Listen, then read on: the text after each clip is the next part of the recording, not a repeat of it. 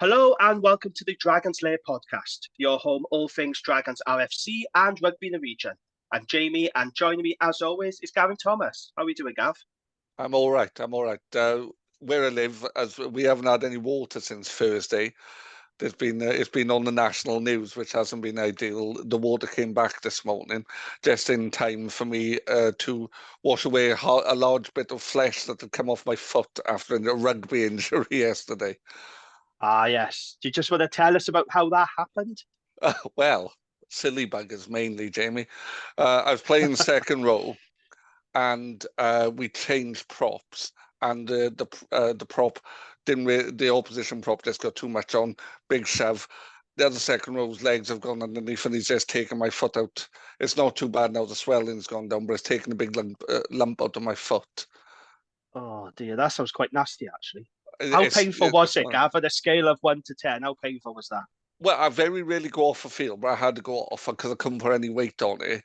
And Yeah. fortunately, because it was a kind of vets charity game type thing, one of my mates was on the sideline and he brought me a beer. And I sorted, and after two of those on the sideline, I It managed to put worked. some weight on it and half a bottle of port. Yeah. See who needs magic sponges and all that. You just have a beer. They'll sort it out. I must admit, taking the dog for a walk with my family this morning was a bit of a struggle.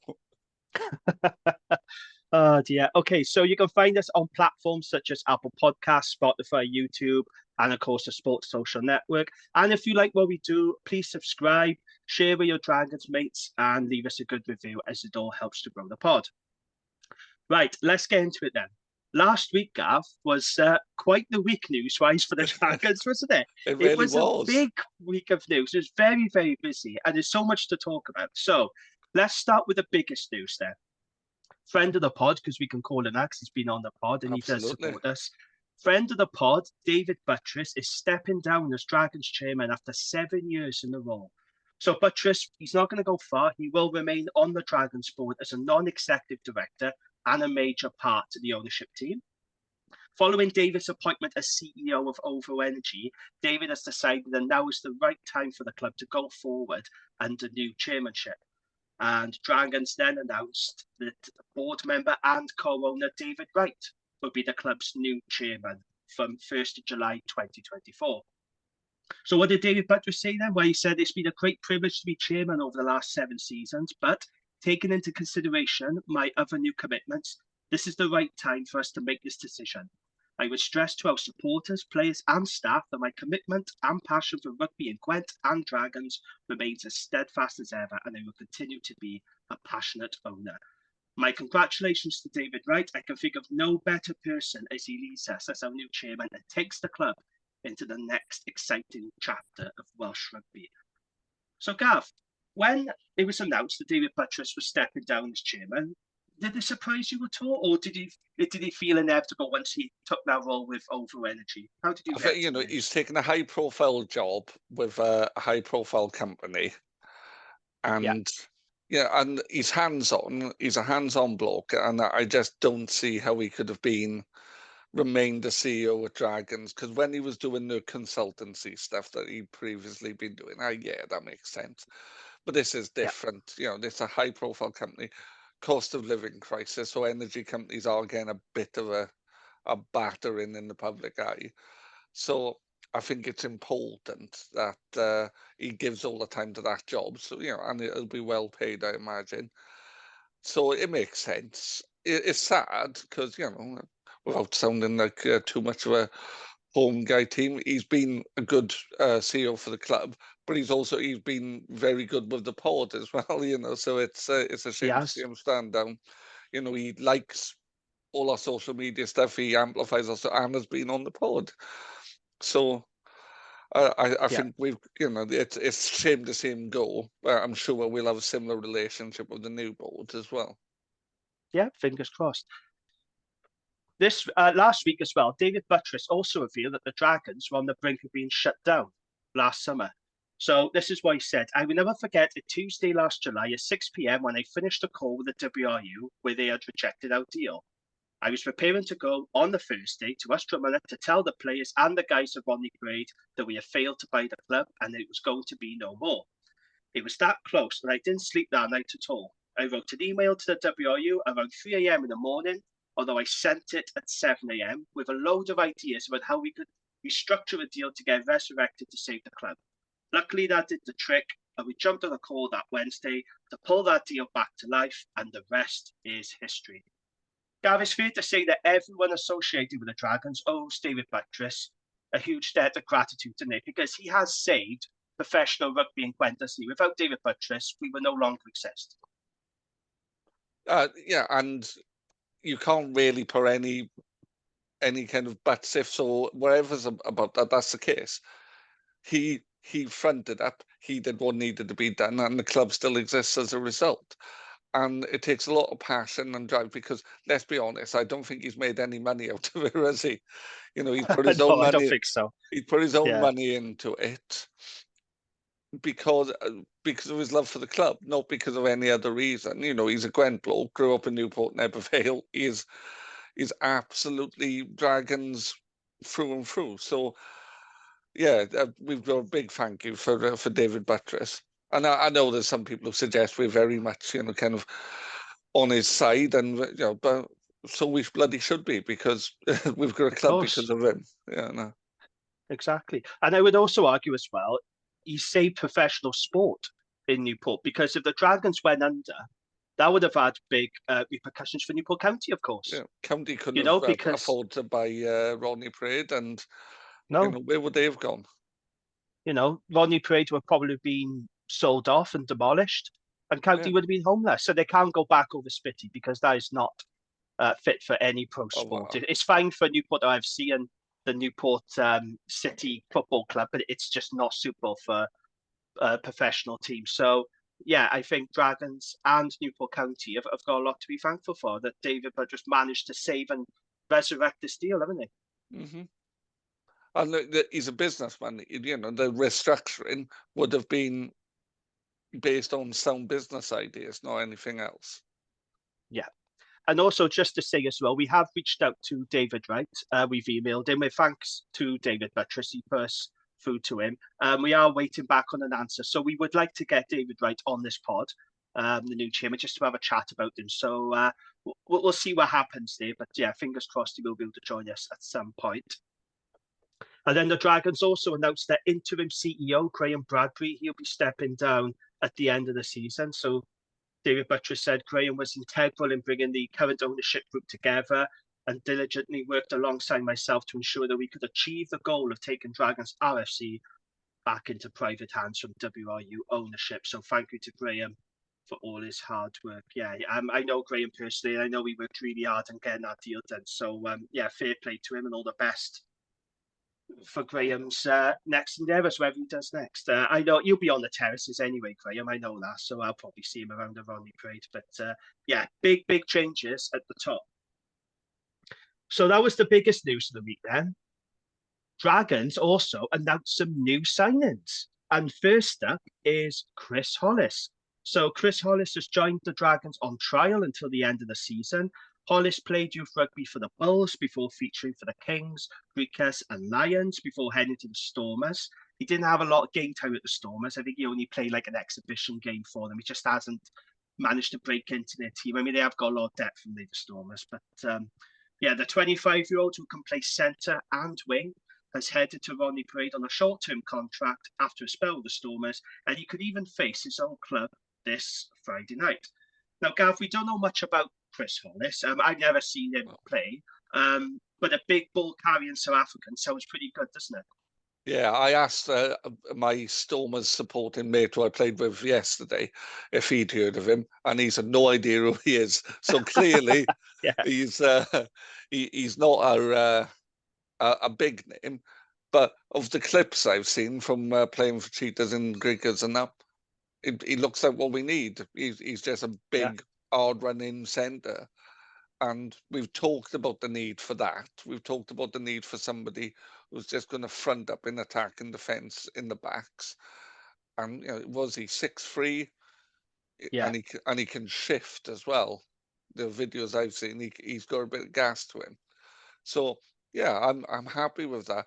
And you've talked about it being a money ball signing, and I think that's exactly what it is, isn't it? It's low risk, But if it pays off, we're going to have actually brought someone in who's going to make a difference to the club at very little Yeah, cost, I imagine. I don't think this is a big name signing or big money signing, but no. it's probably for Chris Hollis. It's a chance for him doing a bit of decent money and play a bit of regular rugby, and for us, it's bringing us what we need. So I'm pleased with that. Yeah, and it is very low risk because it's to the end of the season. He's on trial, same as Steffi was. If it works out, great. Then the Dragons will extend his contract, and we've got another big, powerful option on the wing. It does sound like he is going to be playing on the wing. Reading Dave Flanagan's comments, he says, we see him as a wing, and if it goes to plan, then he could be a physical option at 11 next year, along with Jared, Rosser, and Harry Rees-Weldon. So they're looking at him as a winger, but then he can step into the centre, a bit like Theo Tompkinson, I guess. Yeah. Because we expect Theo to be leaver, so maybe Chris Hollis is going to be the replacement for Theo Tompkinson. But, it is low risk. If it doesn't work out, that's fine. He goes at the end of the season, he's got 3 games to impress, and if it does, then great. It's another option, isn't there? We've talked about someone having big, powerful, strong running backs, haven't we? So, yeah, I'm really interested to see how he goes. He should start against the Stormers on Friday. I'd be quite keen to see. It's a good start for him, isn't it? I guess his old club straight away, so he's going to want to impress, isn't he? Of course. Yeah, so we look forward to seeing him in action. Then signing number 2, I like this one. Dragons, well, I like all of them, to be fair, but I quite like this because Dragons have signed tough and uncompromising Tonga back rower Solomon Funaki to add to the ball carrying options next season. The 30-year-old who specialises in number 8 but can play across the back row will arrive this summer for Monaco Pacifica, where Stephen Jones is now backs coach, of course, in Super Rugby. Now, I got to be honest, Gav, I haven't watched a lot of Super Rugby this year, but this is a guy who's going to get us over the game line, isn't it? This is exactly the kind of guy that we need. I've seen him play a couple of times. I've watched a bit of, I watch Super Rugby most weekends, and he's a handful. He's an absolute handful. There's not a lot of technique to him. There's not a lot of grace. He's just big and he runs hard. And I've seen people saying, "Oh, I don't really understand why we're getting him. We've got lots of back rowers." Well, he's an upgrade on most of what we've got. Is my take of what I've seen of him. He hits rucks hard. He carries hard, and his tackling is a bit Southern Hemisphere. So he is a card risk. I'm not going to pretend he isn't, but he brings an edge, and we lack an edge, if I'm honest. Absolutely. And for me, I would play him at 8, and I'd play Wayno at 6. And then you've got physicality, right? And you could play Tane at 7, and then you've just got a back row there, which with balance, but all of them can do the grunt work. And it's no criticism of Sean Lonsdale or whoever, or Ollie or anyone else, but you've got 3 players there who are going to get us over the game now, and we've looked physically underwhelming, haven't we? We have indeed, yeah. People say we don't need another back row, but I think what people forget is we lose Aaron Wainwright, we lose Tate Basham to Wales. I don't see Dan Lydiate being around next season. This could very well be his last season. He's not really pulled up any trees, has he, this season for us? No, he's been okay. He's been okay, but I think age has finally caught up with him. He is a Dragons legend. He's a hell of a player. Oh, yeah. But age catches up with all of us, does there? So I think we're not seeing the best of Dan Lydiate. I think Ospreys had the best of Dan Lydiate, really. They did. We had him good in our first spell, but, he played his best rugby while he was at the Ospreys. But it's a good signing. This is exactly what we need. We need power, we need grunt, and this guy provides it. So, and he's been playing for Moana Pacifica. Yes.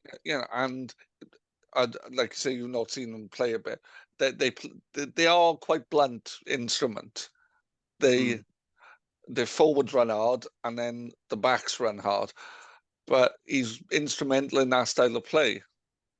But I think what we're seeing now is a change. Will be a change in the style of play, I would hope, because at the minute we've worked out we can't run through people, so we're trying to run round people. But the problem with that is there's no you can't do that. You know, it's not under 10s rugby. You can't give it to the quick lad who's going to run in. And this will just give us a bit of penetration, so we can then build phases for beyond the gain line, which we haven't been doing. Yeah, couldn't agree more. I think that's a very good signing. So that was signing number 2. Signing number 3. Now, this is probably, I would say, the biggest name signing. This was the one that was most surprising. So signing number 3 is Australian centre Harry Wilson. The 23-year-old who can play in the back three will arrive after completing the Super Rugby campaign with the Waratahs. Wilson, whose father was former Australian captain and World Cup winner David, he will be providing a physical option at 13 along with up-and-coming Joe Westwood. This is one of those utility guys who can play in the back three, play in the centre, but he is being seen as a centre. There was a lot of surprise when this signing was announced. There was a lot of surprise down under with Australian commentators and pundits surprised the Waratahs let him go overseas. He's highly rated down there. So what did you think of this signing, Gav? Yeah, another player I've seen a bit of this season watching Super Rugby, and a good player. And he's not just a lump. He is a lump, but he's not just a lump. He's got lovely hands, really kind of accurate passer, real vision, but also quite difficult when he's moving quickly to stop.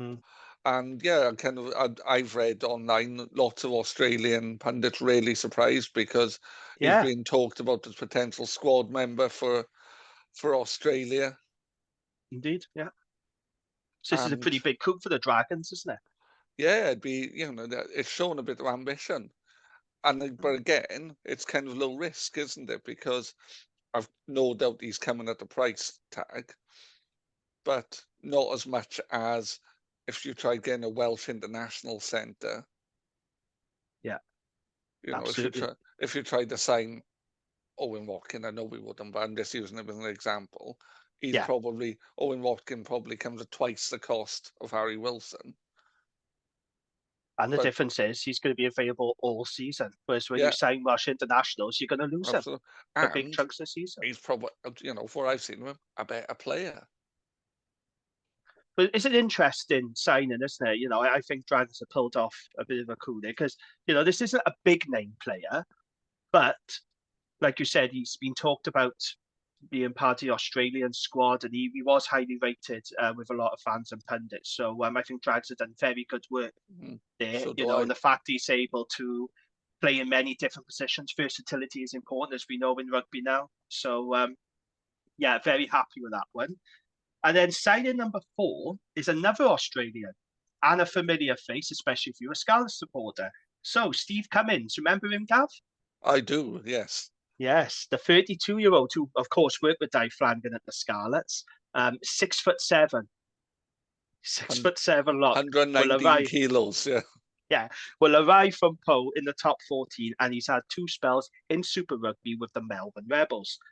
He impressed with the Scarlets when he made 46 appearances for them over 3 campaigns, helping them to the final of the Pro 14 in 2018, which of course they won, wasn't it? I think that was that final against Munster. Yeah. So head coach Dave Flanagan said Cummins will add experience to our pack and depth to our second row resources. He's a big man, a presence in any team, and has massive leadership skills that will benefit the squad. So Gav, with the signings now we're talking about, have you noticed there's a pattern developing here? Bulk. Yeah. There is a clear emphasis on bulk and power. The club have recognised that, and there will be more signings to come. And you'll notice again, we're not signing small guys. We're signing big, powerful mates. Harry Wilson's probably the smallest of them, at 6'2" and 103 kg, I think. Yeah. But what do you make of that one, Steve Cummins? 32, he's no spring chicken, but he's got a good couple of years. He adds that leadership and experience, which how many times have you talked about leadership on the pod over the season, But he's also, and I hate this phrase, but we've needed someone with a bit of dog in the second row. Yes. He's not a particularly cultured player, because he was kind of cover for Ty Burn in that Scarlets team, wasn't he? And where Ty Burn was an all-rounder, Steve Cummins was just it rucks. carry, hit racks. But That's that's not okay. Sounds necessarily, good. that's exactly, but that's what we've been lacking, isn't it? And it's no criticism of George Knott or, Ben Carter's developing, but Ben Carter's going to develop alongside that, isn't it? Ben Carter's going to develop alongside a player who's just going to do his job 100% of the time at quality level. So, Yeah. for me, it's a developmental select. Yeah. And let's be honest, he's an upgrade on Matthew Screech. No criticism of Matthew Screech and George Knott, but he's an upgrade. And all those players, with the exception of Hollis, who we don't know about yet, Yeah. is an upgrade on what we've got in those positions. No, I agree. And I think it's a savvy sign. And I don't think he's had much game time for Poe. No. But that's a good thing because he'll come to us fresh. He's not coming to us battered, bruised, and tired. He'll come to us fresh. And, it's the same with Chris Hollis. These guys want game time, Yeah. and we can provide that for them. So, it's all very encouraging. So, to recap then, the Dragons so far, new signings, they've signed Chris Hollis, Solomon Funaki, Harry Wilson, and Steve Cummins. So, are you happy with the recruitment so far, Gav? Oh, 100%. It's, think of all the times we've talked about this. It's exactly what we need, isn't it? We've talked about backs who can break the game line. We've talked about forwards with a bit of bulk and a bit of strength. And that's what we've done. That's what we've done. We've bought those players. We've bought big guys. We've bought guys with a bit of leadership quality. All the things we've been saying all season. Well, of course, I'm super happy. I'd like to see another option at 10. Yes. I'd like to see another option in the front row. Not hooker, but a prop. Yeah. To be honest, we could do with 2 new props. But other than that, I'm happy with that. Yeah. I mean, I do have a feeling that Dimitri Ahit might be extending his deal. That could be one option. But you are right. I think a couple of front rowers now are needed, isn't it? Yeah, we could do with another loose as well. If Dimitri stays for a season, that's fine. That's coverage at tight. But we could do with coverage at loose because we have not competed at prop at scrum time, and it's not solely the work of the props, but our props are getting schooled. It's all right if Barrel's in there. Yeah, we've missed him, haven't we, since his injury? Martinez has been fine. He's been all right. Yeah, he's been all right. He's been fine. But then, you are in the long grass a bit then, aren't you, without those guys? Yeah, you're right. Hopefully a couple of scrummaging props are on the way, but they don't come cheap either, Gav, do they? So it's a case of who's out there, who can we get with our budget? There's not many of them out there either, is it? That's the problem. No. They are there, but most of them are in the French second division where they could earn more money, or they're in Georgia. Yeah, no, you're right. It's going to be interesting seeing how many more signings have been announced because Dave Flanagan said he wanted 7. That's the target. And so far, we've announced 4. We may have another back rower from Cardiff. Keep your eyes peeled on that. I won't mention any names, but that's another signing. And then hopefully a 10 and a scrummaging prop. But so far so good, Gav. We're happy with the recruitment, aren't we? Gosh, I mean, it remains to be seen who's leaving the club because when new people come in, you instantly figure, well, who's leaving? And I think we got a fair idea now who's leaving. We know Max Clark is going to leave. Co Tompkinson's going to leave. Aki Salu is going to leave. Well, we know Bertrand who is leaving. So Sean Lonsdale probably, I've heard. I think so. Yeah, I think so too. Yeah. But they haven't released any names as to who's leaving the club, but we've got a fair idea.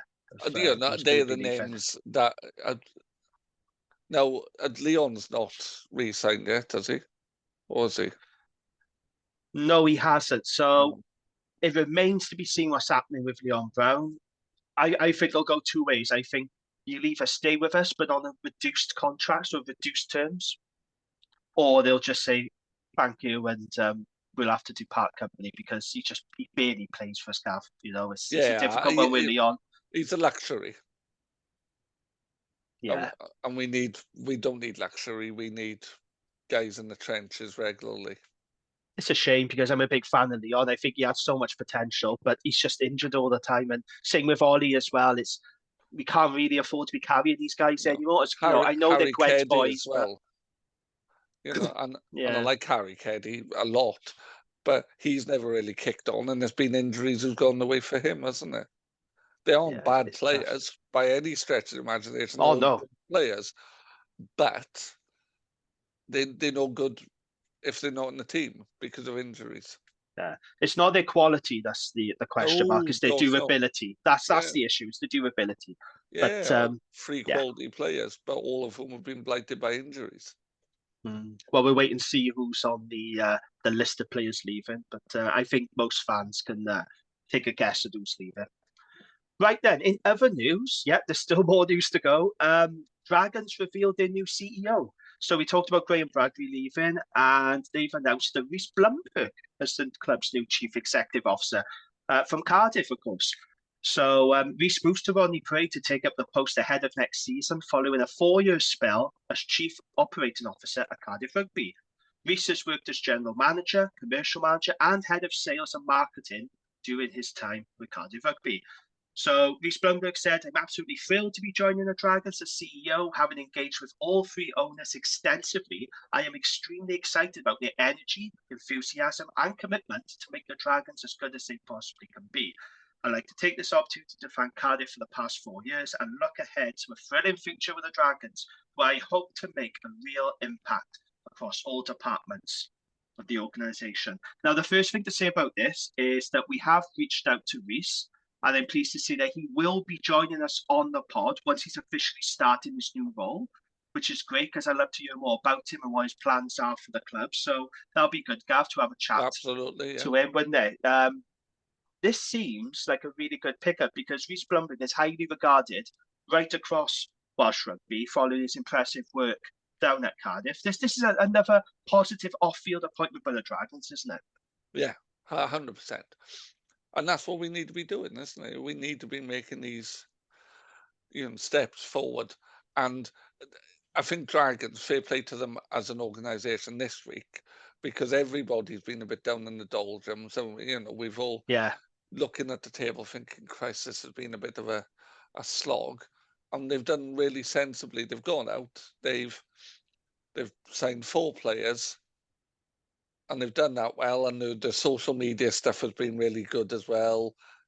Just kind of with the videos they've used, and then they've also made a good, kind of the ownership. They've sorted Darren Quick. They've sorted CEO. It just shows a bit of positivity. There's light at the end of the tunnel. Please, follow us. Yeah, because it does feel like there's a plan in place now. There's an actual strategy, and that hasn't happened at the Dragons. It's no secret it has been a poorly run club for many, many years, way before David Buttress got involved. But it does feel like there's good people in charge. Like it feels like we're in the right hands, and there is a plan and strategy going forward. And look, I know we've had so many false dawns as Dragon supporters.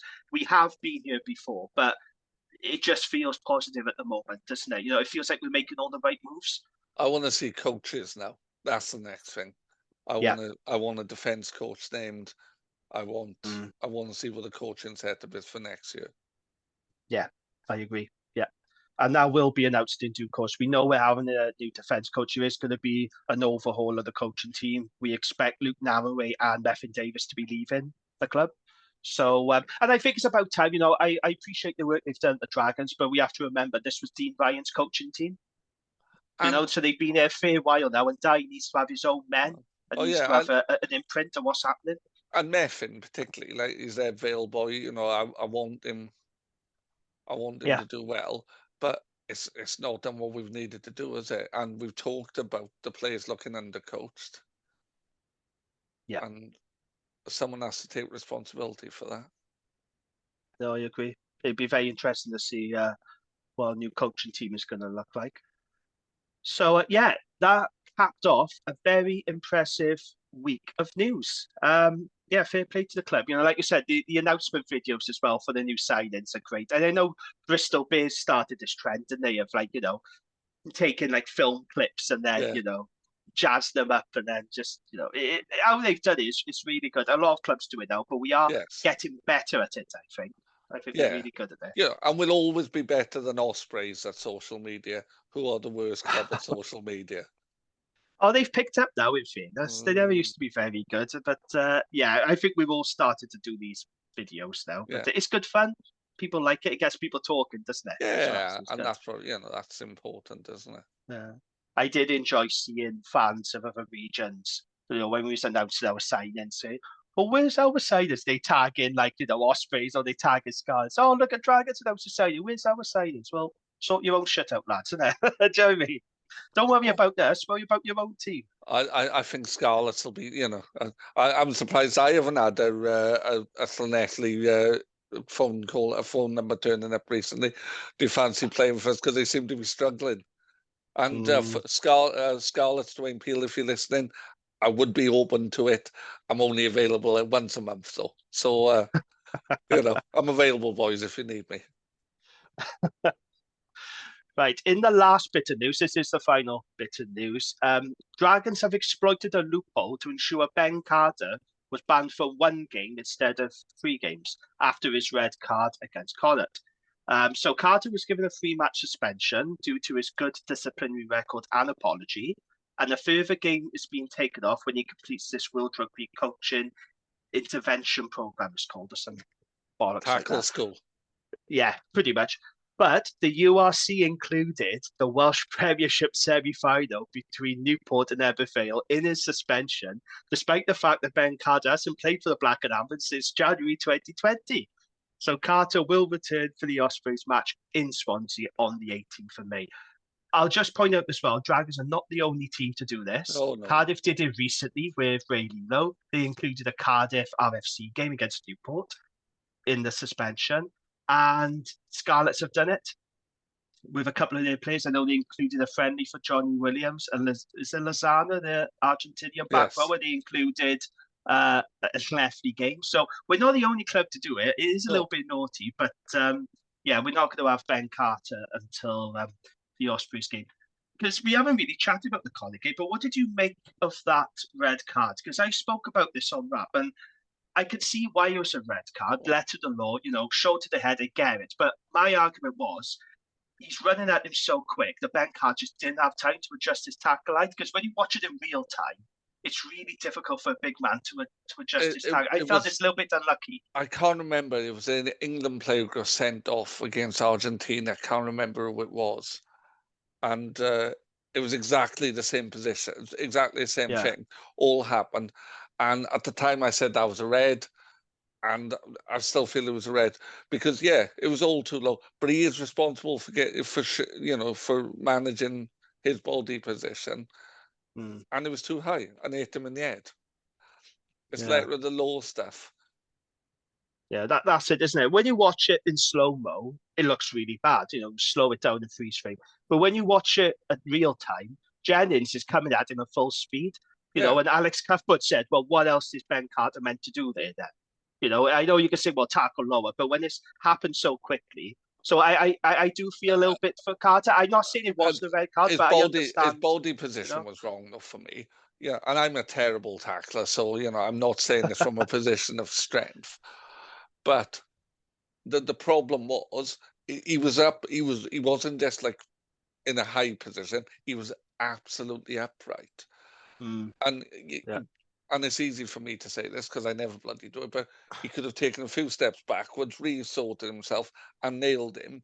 But instead, all he's done is, it was only going to end up like that. So I'm a huge amount of sympathy. He's an international second row. He needs to be sorting out his body out. It's in those situations. Yeah, I guess it's just difficult, isn't it? When And it comes at Jennings was full dipping a speed. bit, so there's a bit of mitigation, I suppose. But Yeah, it was always the minute the ref has gone, to the box, and it was done for me. And I know, you said that the ref had a poor game, that Connacht was offside a lot.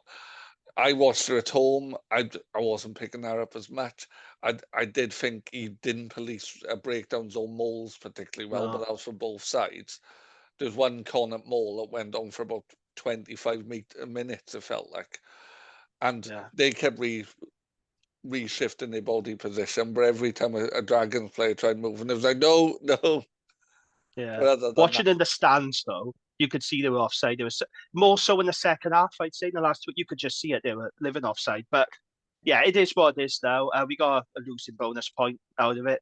But it felt like another missed opportunity. And that red card changed the game because we had Connacht on the ropes at that point. We did. I think it was 24, wasn't it? They were starting to get rattled and we was on top. But then that red card, it changed everything. And that's the most disappointing thing as well, you know?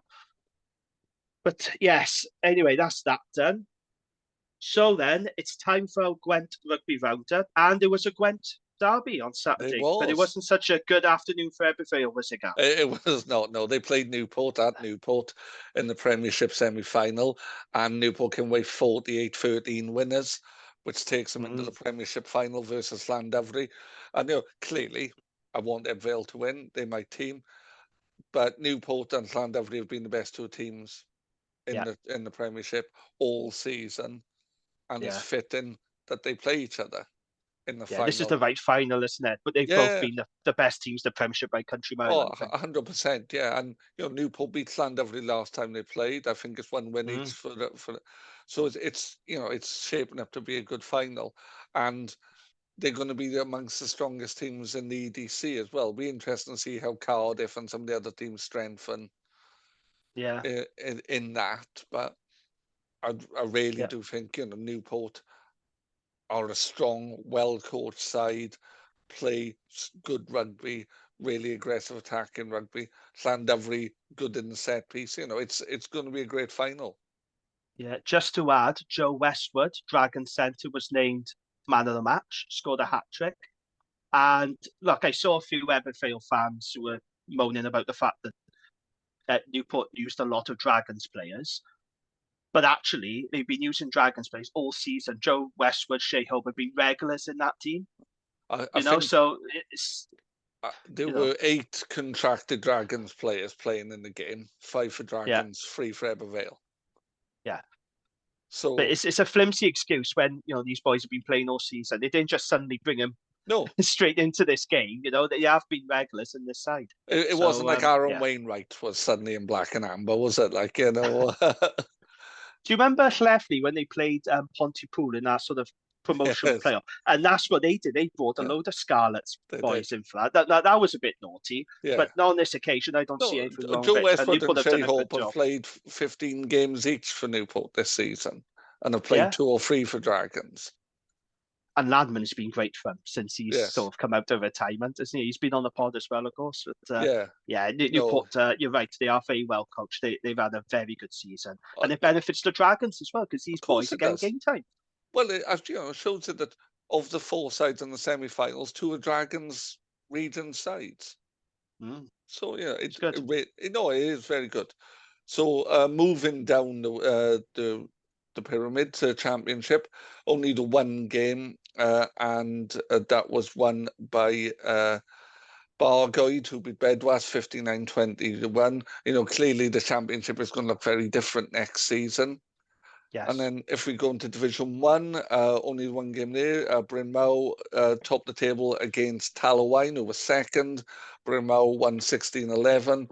So the promoted teams, all Gwent sides, Bryn Mawr, Talawine and NSD, all go up from Division 1 into the new formed champion. Well, it'll be Championship, Premiership combined, I imagine. And then Risca were relegated post-season for Risca into Division 2. A number of games there. Cwmbran lost 26-36 at home to Abdleri Blaen Gwent. Glandifaith beat Pill Harriers 34-20. And Newport High School Old Boys beat Caerleon 31-17.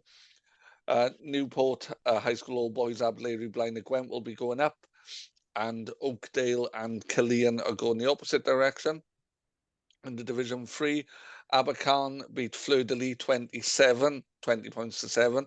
And Abercarn adding Jason Tovey to their coaching lineup next season. He won't need to... Abercarn? Yes. I didn't see that. Yeah, Oh, so I he's leaving saw. NSD, is he? He's at NSD now, Jason Tubby. I might well have mistaken that, but I'm sure I read that on the Abercorn website. I'll check on that. I might be Mm. entirely wrong. It won't be the first time. And Okay, yeah. Blaenau have beaten Rumney 29-0. Going up are Mm-hmm. Blaenau and Abercorn. And no, you're right. It is NSD. Ignore me. I've just read my own notes. I was going to say, okay. Abercorn have signed someone else, but it's yeah. Confusion reigns in the Thomas household today, so my mistake. And RTB, Ebervale, and Llanilleth are going down the other way. So not great for the side I can see from my mother's house, but good for Blaenau and Abercorn, who are going up. Betus lost 19-26 at home to Whitehead in Division 4. New Panteg beat Gwynafed 30 points to 25. And Newport Saracens won quite convincingly 87-10 against Haverford. And Saracens and New Panteg are going up. Blackwood Stars and Haverford are going down in Division 4. Division 5, Ford side won 63-15 against relegated Westmorn. Ponton, Fife and Hollybush are the sides going up from there. And then into Division 6, Derry beat Cumcarn United 66-10 and Hartridge beat Tredegan Ironsides 32-23, but it wasn't quite enough for Hartridge. They needed, at the last minute, they would pick promotion by Tredegan Ironsides to go up with Derry. So there's quite, that's the end of the season for most clubs now. We've seen New Tredegar have been expelled from Division 4 and will be playing in Division 6 next season for failure to That's sad, isn't it? Grav, who does rock and roll, is a New Tredegar boy, and he's saying he's trying to get himself fit to play for next season, and Yeah. has asked if I would offer my services. So clearly retired 50-odd-year-old players are exactly Yeah. what New Tredegar need. But I have said I will play for him if required. So Nice one. Yeah. Always sad to hear that, Gavs, when clubs, can't raise enough players to form a team. It seems to be a growing trend in Welsh rugby, it's particularly in the community game, isn't it? not just Welsh rugby; it's happening all the. I've played rugby in Sussex, where I lived for 17 years, and when I turned up, like teams like Hove, which is over in Brighton, were running 5 teams, 6 teams. They're now running 3. Teams are contracting, and it's happening everywhere. But when Yeah. teams like Tredegar, Trevel, New Tredegar aren't getting sides out, it's sad because they are mainstays of the community game. Yeah. I see a lot of people saying that we've got too many rugby clubs in Wales. Do you buy that argument? Is that a fair point to say there's just too many rugby clubs in Wales? But, well, kind of in terms of statistics, yeah, you could say that. But think about it.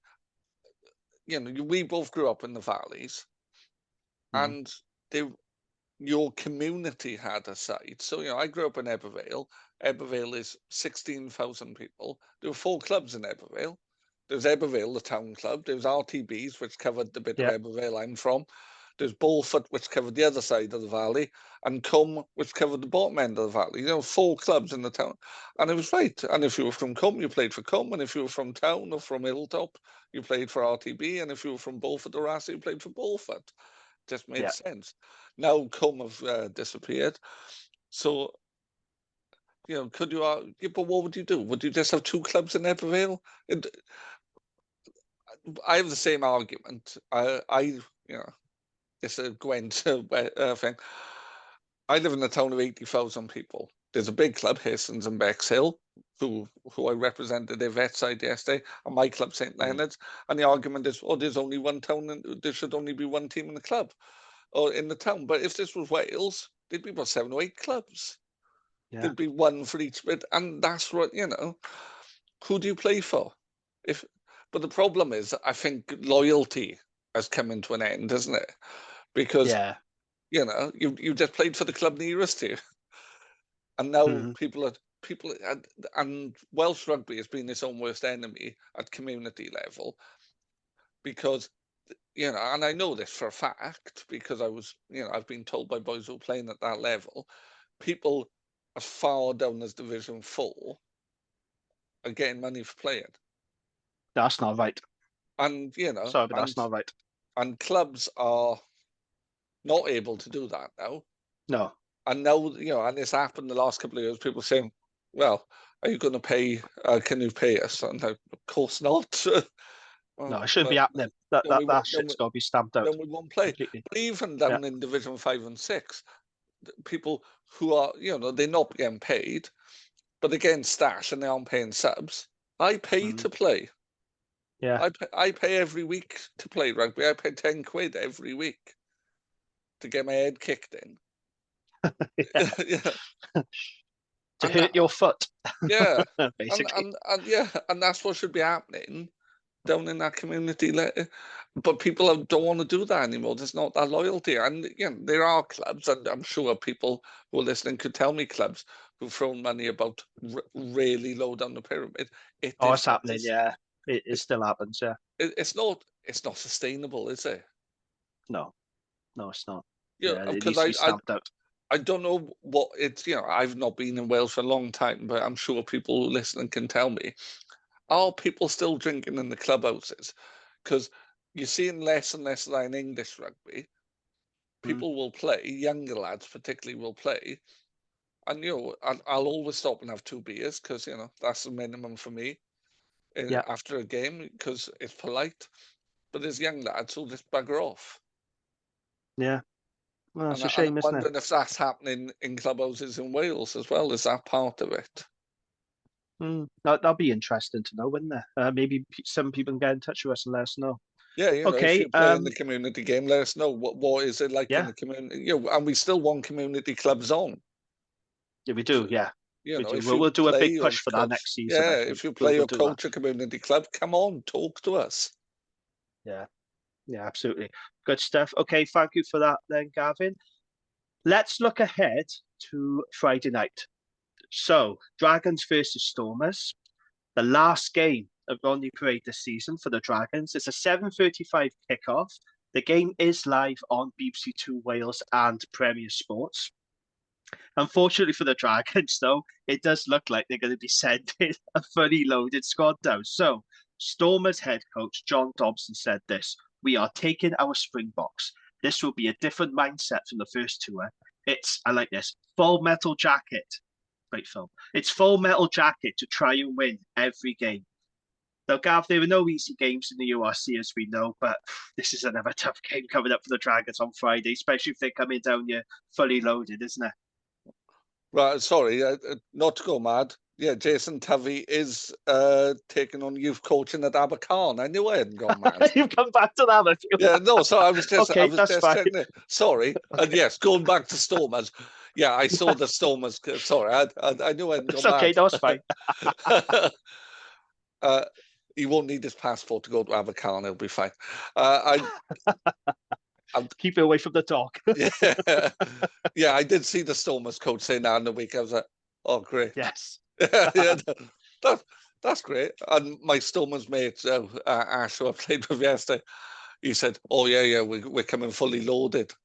I was like, oh, that's handy. Yeah.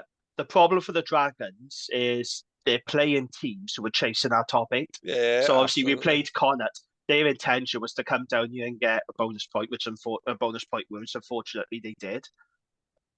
Stormers are going to have the same mindset. Every team now is going to be targeting wins against us and bonus point wins. And this is where Dragons really need to step up.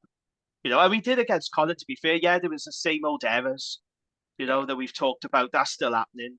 The coaches really do need to get a grip on these players making errors all the time. I don't know whether it's coaching or players, but it's got to be stamped out.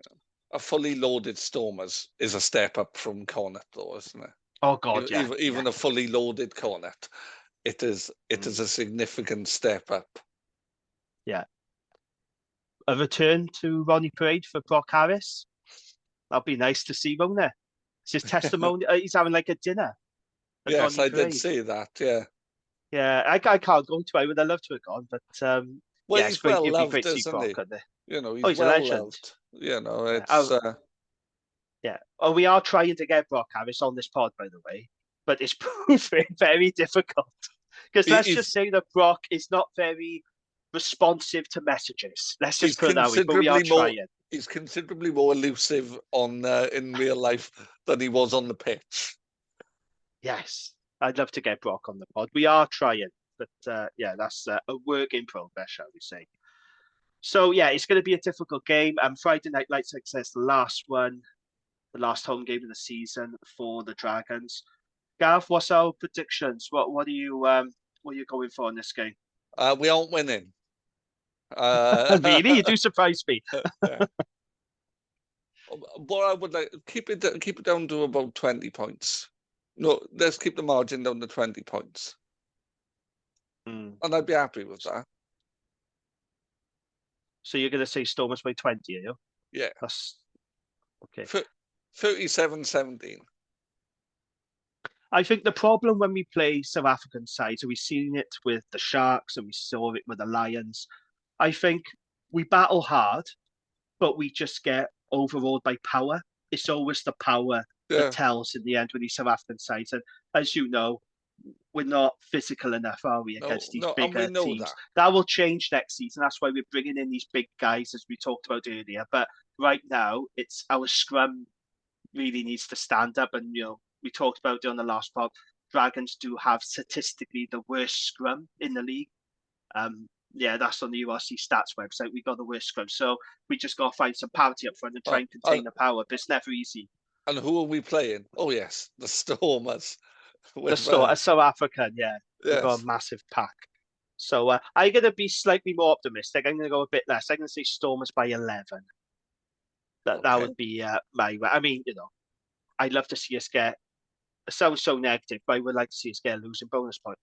I want to get something out of this game because, we're still fighting to avoid finishing bottom of the league. It's just, we got Scarlets and Zebra. Looking at that, you got Stephen Kitsoff, Franz Malherbe, just on the Stormer side. That's a big ask for our boys, isn't it? Yeah. Has he actually left Ulster yet then? Has he gone with immediate effect? I believe so. Because you said Ulster, wasn't he? Yeah, he was, He didn't stay for very long. No. That was a waste of money, wasn't it? That was a flop signing. Well, it does happen sometimes with the big names, doesn't it? It's that's why I think we've been quite sensible in what we've done. When we've had big names, it hasn't worked for us, really, has it? Well, Aki's a great example, and he came with great promise. Rob Evans. Yeah. Like I really thought Rob Evans was going to be a very good player for us. I thought you want to prove a point to the Wales management and get his career back on track. And well, we know what happened. Yeah, some signings, it's fair to say, at the Dragons have not lived up to expectations. So it happens, of course, doesn't it? It for everyone. Happen. Indeed. Okay, so you're saying Stormers by 20. I'm saying Stormers by 11. Yeah, I'll be there Friday night, so I hope it's a decent crowd. And yeah, let's get behind the boys to do this, the last home game, and they're going to need our support. So yeah, I'm looking forward to that one. Okay, I think we'll leave it there for this week. Good luck to the Dragons, of course, on Friday night. Gavin, thank you as always. And thanks to you, our listeners. Please leave us a review on Apple Podcasts. If you do listen to us through Apple, it does help if you leave a review. Give us a good rating. We really 5-star. appreciate that. Yes, anything less than 5 we don't want. If you just give us 5 stars, that'll be much appreciated. So, yeah, we'll be back very soon. So until then, take care and goodbye. Bye.